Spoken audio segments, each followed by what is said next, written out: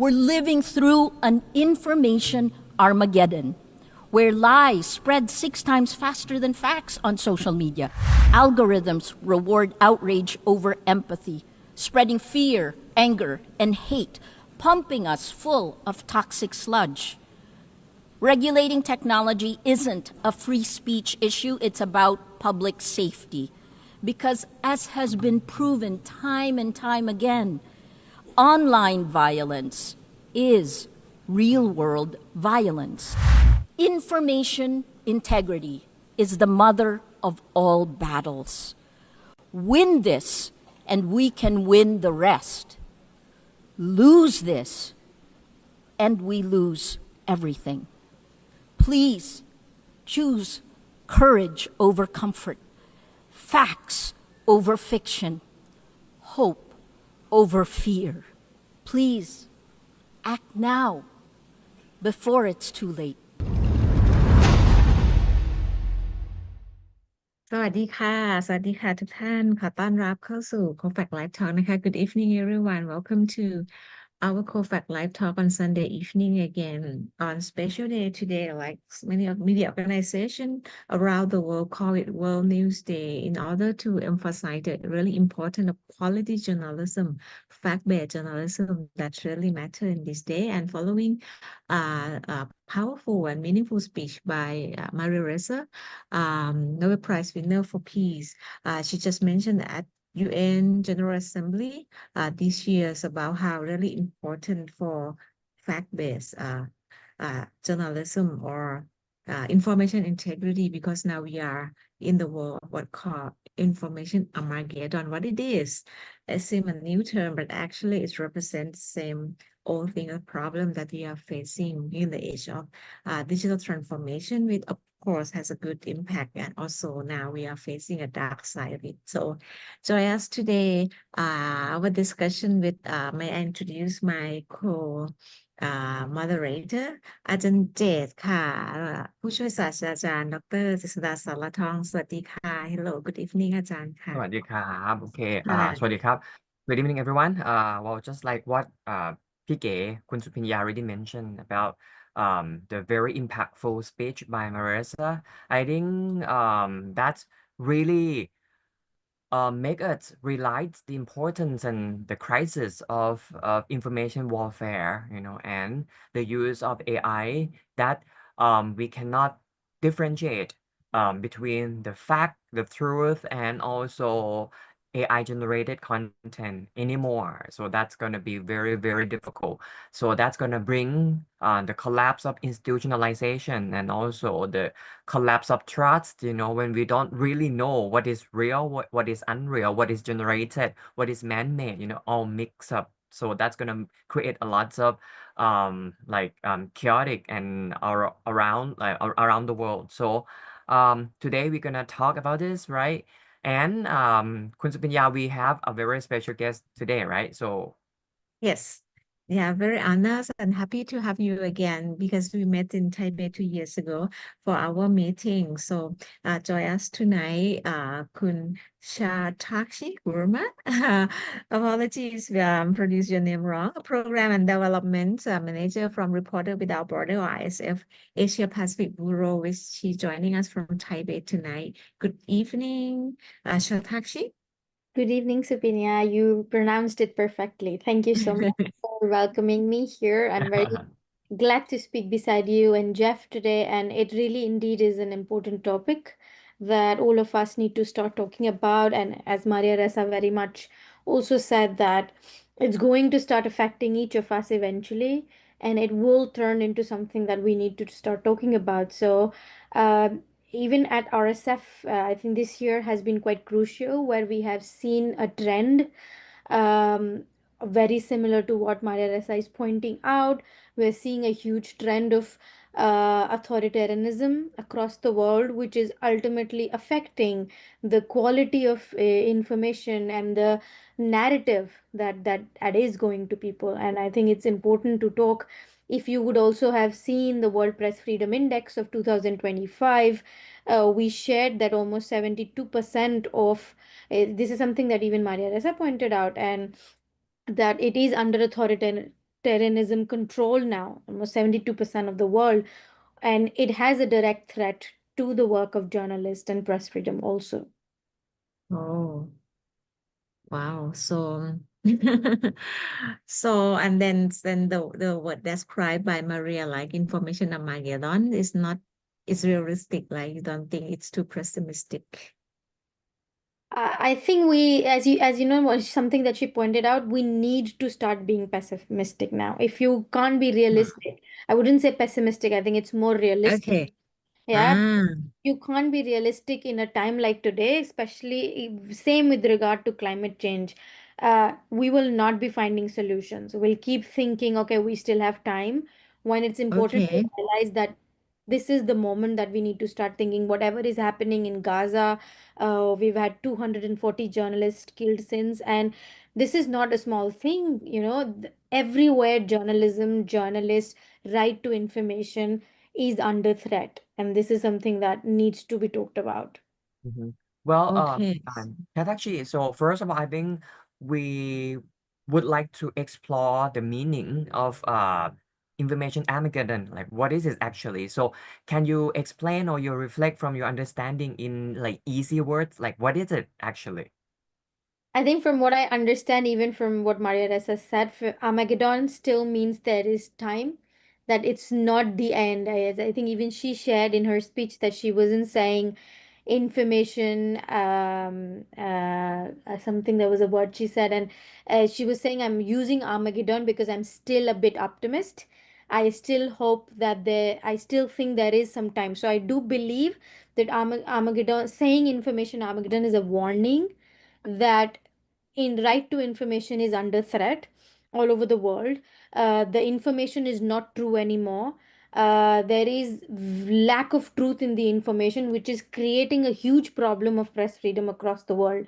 And what role do international organizations need to play now as global and coming together on how do you counter something like information Armageddon, which means that we are closer to the end, but we're not still there. And maybe with better solutions, we could prevent it. Okay. Um, then in this case, what aspect that you think that this is the threat of information Armageddon? Like, in what aspect?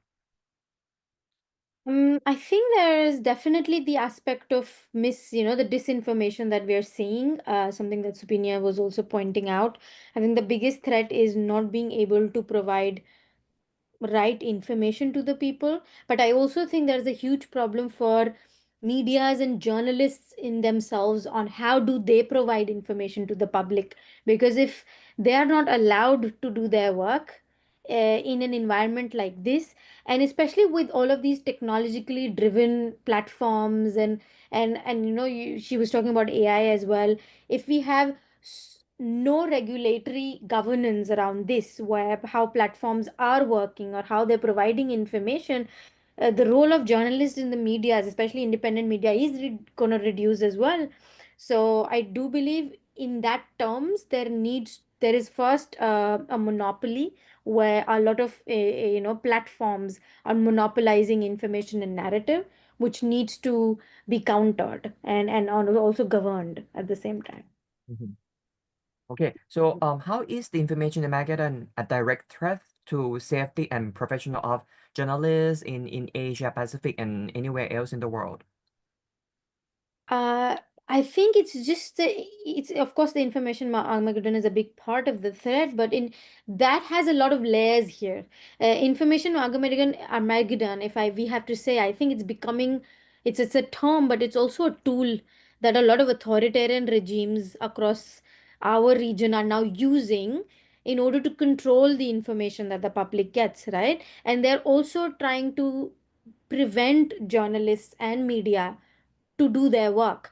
There is a huge something that we also shared through our RSF insights in the World Press Freedom Index this year, is that there's been a huge decline in the economic model, right? One of the factors of how we measure press freedom in a country is economics, right? And there's been a huge economic pressure on journalists and medias across Asia Pacific, I would say across the world. And that is also creating this gap of information. Where would the information come from if there are no more independent media being funded, right? So that itself is, I think, a big challenge for us as an Asia Pacific. We've seen in examples of China, in Vietnam, where we are seeing more state-controlled media, and that's the only source of information for people. And so there is no way for us to do check, right? There is no way to check if that's true or not, because there's only one form of information for the people. I would say that is Armageddon, because then I am not getting a multiple diverse information. There's no pluralization of media anymore, right? There's no diverse ideas. We're also seeing the similar things now start in Myanmar, Cambodia. You've seen Hong Kong, how fast there has been a decline of press freedom in Hong Kong, which at one point was considered, and a good point. It was at a point it was a good place with press freedom, and so even within context, and one of the things that for me was very much a stark reminder of what's happening in Asia Pacific is that it seems like if you see the grade, 50% of the people now live in countries where press freedom is considered very serious or not satisfactory at all. That for me is concerning. And Asia Pacific has most of the population, you see, number of our largest population. And so to see that number of people are affected by such large information manipulation, for me, is definitely a direct threat on the public itself and the way we get information, and on the work of journalists and the media as well. And also the from the real threat, physical. You talk about, of course, press freedom, right to information, and then business model. That's a big thing because of declining of independent professional media. And how is the threat, the real threat to the journalists working from hate speech, from bully or thing, because she said that online violence is the real world violence that also happening to the journalists as well. Yes, I think that journalists are at the center of this.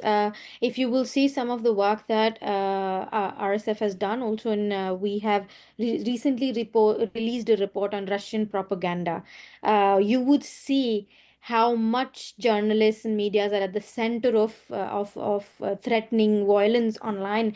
We've also seen that now recently, especially from my example, like for me, the experience mostly has come by having lived in Taiwan for 3 years, and my experience in Taiwan has been a lot of online threat is coming from China. For a lot of journalists that are working on China constantly, there was an example of a few documentary filmmakers last year that were completely targeted online. Their personal information were released. Their journalists were harassed constantly for days. They had to leave online spaces. Their profiles they had to close.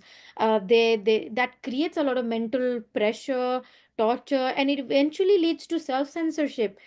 We've seen that the regulation, the whole pressure that we are seeing amongst media and journalists. First, there's economic pressure where they're not getting enough funding to work, and then there's a lot of mental pressure as well, and on the way the online violence is working and targeting journalists, and these targets are mostly done in countries where there's authoritarianism. So eventually the journalists are not wanting to work. I also teach at a university here in Taiwan, and I teach media literacy, and I am seeing a trend where students don't want to be journalists anymore. They are studying journalism, but every time I ask a question, how many of you want to be journalists, they don't want to raise their hands, and I'm trying to use my class as bringing out examples of a crucial the role it is of bringing true information out in the world.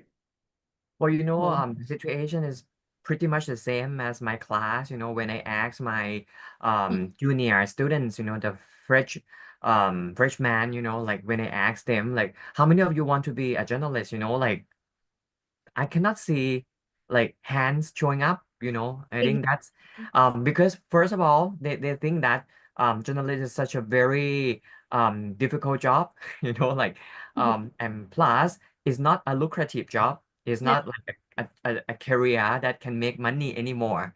And plus, like you're gonna jeopardize your safety and your well-being, like just like what you said, that you have to work under pressure, you have to work with fear, So then what's the future of being a journalist, Like wow, we of course you work for Reporters Without Borders, but as you mentioned that we are working under threat, we are working under pressure, and we're not gonna be a millionaire, we're not Yeah. gonna make money because of this. We're not gonna be a rich person.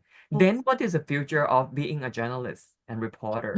I think one thing I would like to say here, where I would not put the responsibility on the journalist, is that for organizations like us as RSF, at bigger platforms like the UN and other international spaces, I think it's our responsibility to protect journalists.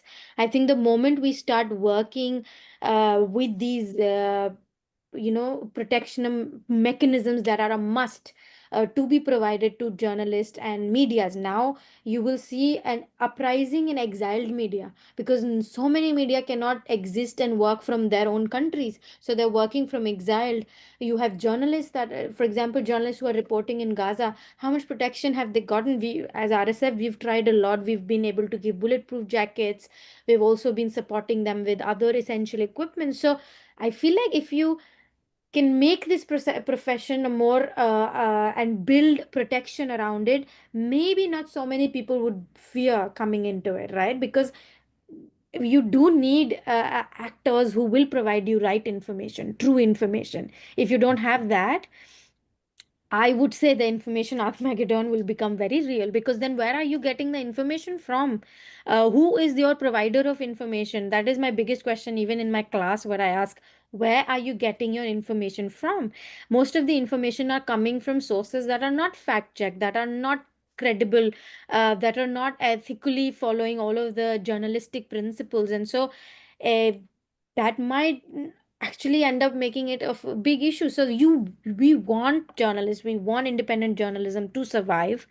We want send a self-regulatory bodies to make regulations that would allow that would not allow the state to have so much control, at the over media. And we've seen successful models. If you see in terms of course, how successful comparatively it can be in 2025, you'll see that most of the green countries that have good ranking in the press freedom index, they come from the northern Europe Yeah. yeah. And so that's because they have we see one of the examples that they do have self-regulatory bodies and that they work within that. So I'm always giving these examples. I was in Malaysia last year, week 2 weeks ago on the digital rights conference, and they were saying that even Malaysia is planning to adopt a self-regulatory committee, a body that will self-regulate media in itself. So let's see how it operates, how it comes, because I think in Asia that could be a good example to set with Malaysia, but that's something to see. But I do believe more work needs to be done. Yeah. Mhm. So Well, you said that, yeah. sorry. Yeah, please. Of that, so who should act? So you mean only UN, United Nations, or who else then? I think the pressure, of course, the pressure can be done by us as an NGO. We're an NGO that does advocacy. We have other NGOs that do advocacy. There is a lot of pressure that we are also building on big organizations. We're also trying to build uh, accountability for countries, especially governments, and we're pushing them. But on the bigger role, I feel like when it has to be globally done, I do believe that other platforms like UN and other platforms do have a big role to play.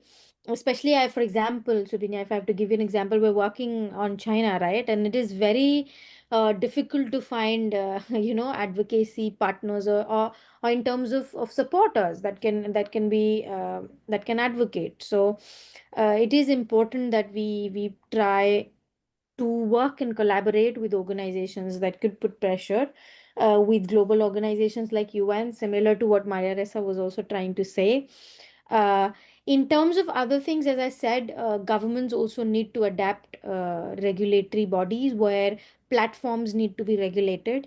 Which are owned by corporates, right? They do not have the how do you say, they do not really have our benefit at their heart. So how are governments ensuring that their citizens are getting the right information through these platforms? Okay. So then, yeah, Maria Ressa said about the possibility of the information Armageddon, but she also mentioned the way out, which called information integrity. Integrity, yeah. We try to find the translation for that entire word, but it's very difficult because it looks sophisticated. So can you help us simplify it? What does it mean? I think from what I understand, information integrity has been a word that has been used in media literacy and fact checking for some time now. Mm, I think information integrity is when you are following the ethical principles of mm, how information is produced, right? And you have all of the accountability of the mm-hmm, information that is produced. So I think integrity is just a word where you have all of these ethics at the center of how information is produced, how it's provided, and how it's consumed. And that is something that is, I think, at the center of a solution that she provides. One of the solutions that mm, RSF is working on is very similar to what Maria Ressa was demanding, is how do you bring platforms uh, to be accountable, right? We have an initiative called Journalism Trust Initiative through JTI. We've been trying to work with medias across the world on a process, an independent process of auditing that basically checks through um, how media is produced, how media is consumed, how these platforms work. We've also been through the JTI initiative, we're also working with platforms. How can we bring some regulations within these platforms on the information that is provided, especially in countries where there might be active conflict, because there's the highest chance of misinformation to spread through these platforms. We've seen in the cases of Myanmar in the past. I was in Afghanistan in 2021 when Taliban came back. We saw how big the role of Facebook was in creating false information within a time which was so serious. So we've seen all of that, and that's why it's time that we advocate for all of these platforms to be regulated on a in a So, manner that she's saying. Yeah. so actually, information integrity means the honest of information or media ethic, but it's more than media ethic, which demand like individual or newsroom or journalists. But information integrity is cover the whole system, which Yes, includes yes, yes. platform, right? Overall, yes, the It's truth. more I think it's structural. yes. But Okay. yeah, but to regulate platform, Ajahn Jade, is realistic. But Marisa says we have to make it realistic, right? To regulate the tech company, that's too big to be regulated by now. Yeah, but Yeah. what you Well, think? actually, I have another case that I would like to ask your opinion as well about it related to information integrity as well. In Thailand, actually there is a case that one of my colleague, uh, พี่แยม Thapani Iet-Srichai, from the reporters, okay, she is such a very hardworking on investigative journalism. Like she always like in the border, in the war zone, in the front row of the protest, like she's always like that. And she tried to make her own media platform as well, like media, social media and small media organization by herself and her team, something like Marisa. However, she always found the problem that there's gonna be someone who just like steal her information or her piece of news. For example, like while she's like in the front row, in the field, like she was about to report it, but then someone who has more followers, like just steal her piece of work, publish it. Then like they gain more followers and eyeballs more than her. That's always a problem in Thailand, like when investigative journalists, very like put their efforts and they resources on the piece of work, then someone who is more into like new celebrity or like someone who has more followers just picked it up and they just copy and paste, right away. And they said that they already gave the source already, but they just pick it up. They just like copy and paste, give the source. That's it. It's always happened in Thailand. I think that's quite related to information integrity. Then in this sense, while followers, they don't really care about the originality. They just care on, like what is look sexy, what is look splashy, and they just follow and share it. What should we do? I think here this is exactly a very good example of how why media literacy is becoming more important. You see, because here we keep talking about how the role of journalists and the media, but there is a huge role of the citizens in itself, also on how responsible they need to be about consuming news and where do they consume from, where their sources are. This is one of the biggest thing I tackle in my class. I have 70 students in my class, and the biggest thing I'm asking for question that I ask them is, where do you get your news from? Do you know who is the person that's providing you news? Are they have you seen their history? Are they authentic journalists? Do they practice journalism? So I think as readers, as consumers, there's a huge responsibility on us also on where do we consume news. Are we critical enough to ask who is giving me the news? And I think, as you were saying, Jess, this is an example that I was giving in my class last week also, that sensationalism is news, right? So I'm always asking my students on an activity I do where we compare headlines. So I'm like, okay, tell me which headline is more balanced, right? Because, for example, we had the typhoon in Taiwan. There were of course titles and headlines that were more sensationalized and dramatic, and so somehow as individuals our human capacity, or how do I say, our humanism is to attract such news. We would like something that's more dramatic. We would like to consume. This is something also that Maria Ressa was saying, and very rightly I think she has said again and again, that false information spreads faster, right? False information spreads faster because they have mastered the concept of storytelling. They've mastered how dramatic news can be. And this is something that we are not countering at all. There is a very interesting documentary called War on Truth by Al Jazeera that I've shown in my class. It talks exactly why is it that false information and information that, as you said, is catchy, is more spread faster than true information.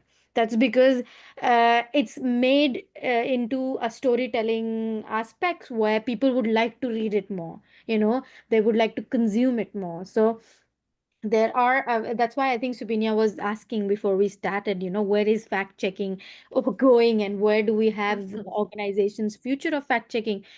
I believe it's important like this. Of course, fact check organizations are necessary, but I believe even citizens need to become responsible consumers. There need to be more media and digital literacy towards the public, towards young students, on how do you consume news and where do you consume it from.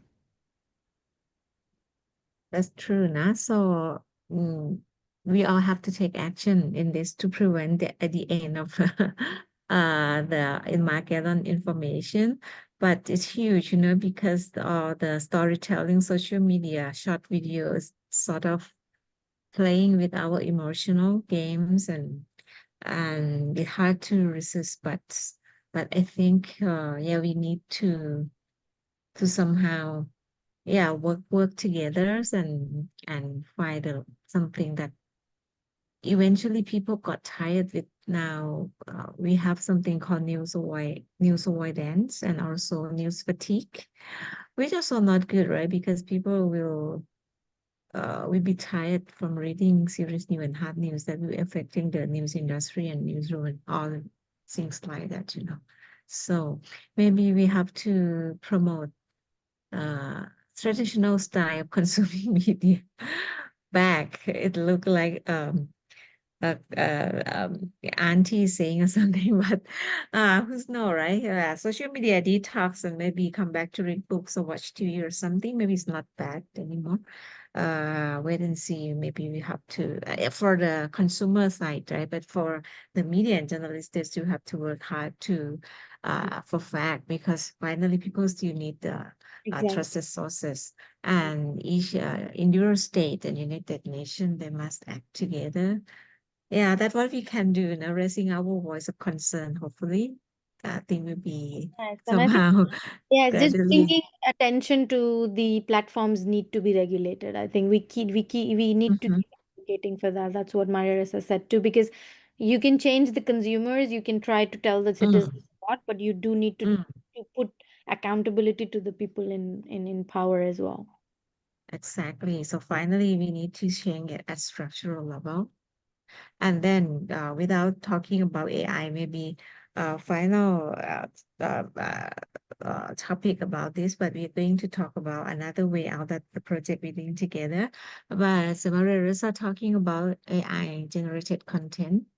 That of course attracts, and ISF also produced like the shadow on AI, right? Maybe you briefly talk about that. What part of how AI will impact journalism and what should respond? Maybe back to the tech company as well, right? Yes, I do. Of course, it is going to have an impact if it's not, again, I'm going to say it again, if it's not regulated, right? If you just allow it to be used in any ways, we are already seeing the impact of especially how AI was used during major elections in the last year. We've seen how it was misused, and we do see an increasing use of AI across sectors as well.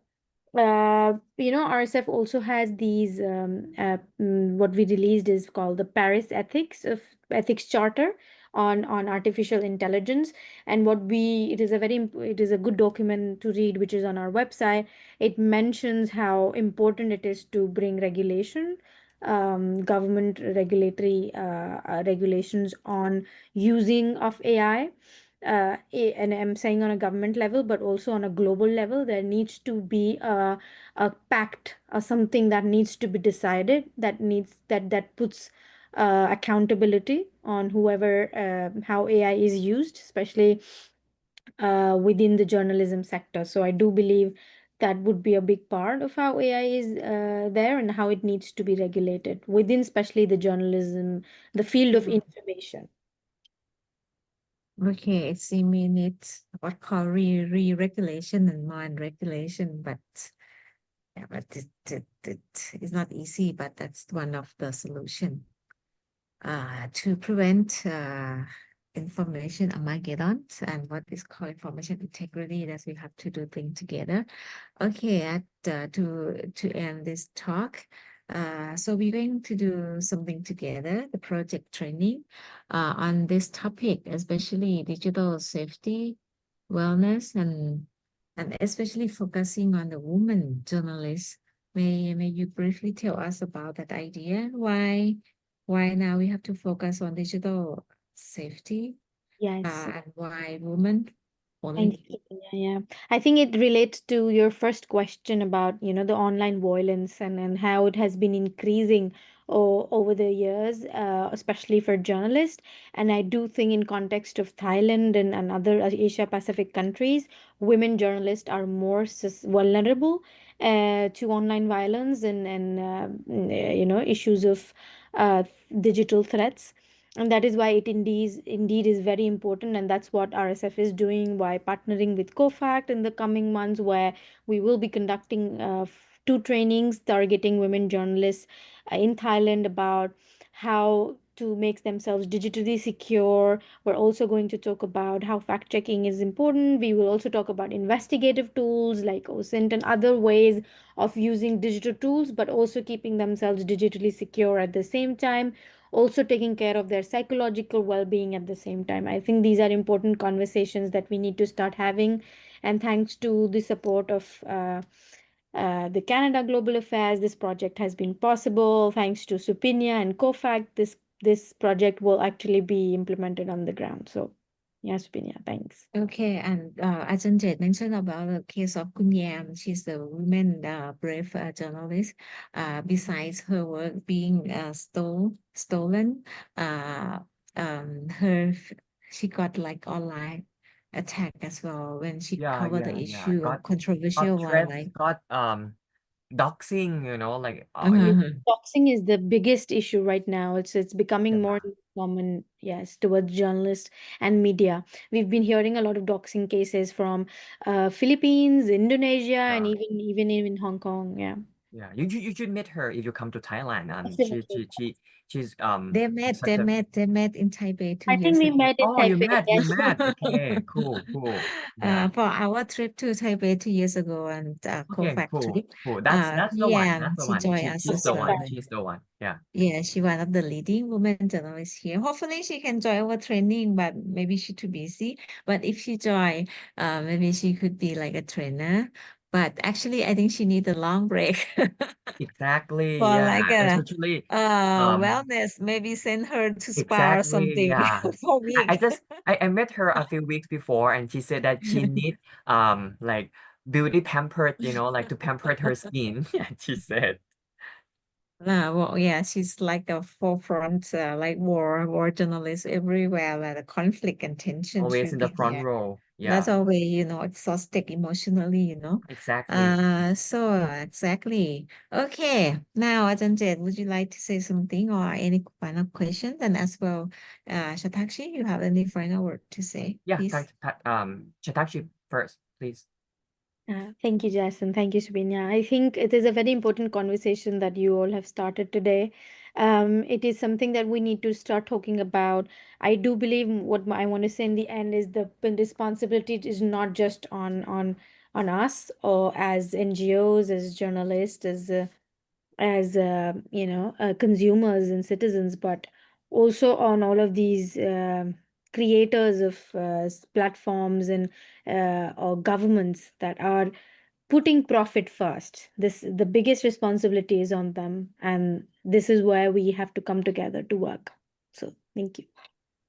yeah well Ah, for me Ajahn I Jet. think just like what Chatachi mentioned that media literacy is really important okay not only to protect yourself I mean as a consumer to protect yourself from information disorder but to support the right person just like what Chatachi mentioned that you have to be critical enough to consume and support the right person you have to respect the originality not only human-made news but right now we have to be literated enough to filter between AI generated news and human-made news and what is the intention of the news making like with bad intention or not it's going to be disinformation it's going to be malinformation it's going to be misinformation so you have to be able to you have to be smart you have to be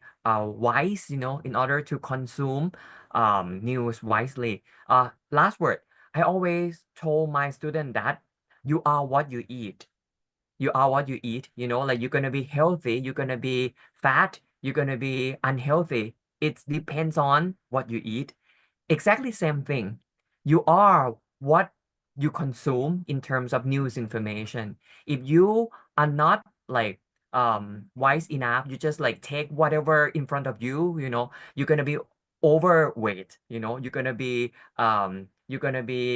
fat you're gonna be unhealthy but if you consume like organically generated like man-made that's gonna make your health your digital health very very very healthy right now in Thailand we talk a lot about longevity like we talk about health so I don't really want you to think only about physical longevity but in terms of digital longevity you have to realize on what you gonna consume to make your digital longevity healthy and sustainable yeah that's it Yes, and also you have to change the food industry. That's Which one thing. which mean to serve a healthy food with a cheap price. So I think we have to all must act now all together. From the individual, we need to change our culture and habits, and media have to hold the ground, hold the line for journalistic principle, like it or not, in a very, very highly competitive world with storyteller, influencer, and KOL, etc. But now we need to demand action from like our global agency to do more work that they're supposed to do, which we have to keep saying, and hopefully they will be saying. Okay, so thank you so much for SHATAAKSHI, Romer from Reporter Without Border, for spending your Sunday evening joining us tonight from this very great discussion. And thanks for your great work along the way as RSF. Thank you And so much, do Supinia. your best. Yeah. Take care in the meantime. And Ajahn Jess, thank you so much for joining us My tonight pleasure. despite Yeah. Thank you, busy Jeff. schedule as the graduation ceremony. Until next time, in the meantime, take care. And, Bye. yeah, Thank you, everyone. ครับ bye สวั bye. สดี สวัส ค ดี รับ ค่ะ บาย สวัสดีครับ Bye. Good night. โอเค